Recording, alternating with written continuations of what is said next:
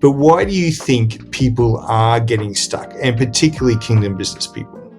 I think there's a couple of key reasons. One of them is, especially us white people, we don't know how to process our pain. And this is one of the primary problems we face in the whole of life. We don't know how to process our pain. We experience it, but we don't know what to do with it. And so as a result, we resort to three primary dysfunctions: denial, suppression, and self-medication. That's how we deal with it. But the problem is, when we do that, it doesn't make the pain go away.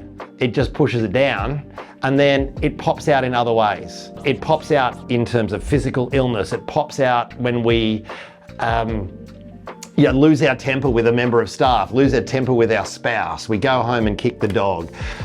They're just the little versions. Or worst case scenario, we get anxious, we get depressed, and we start feeling like we're going to have a breakdown because of all the stress.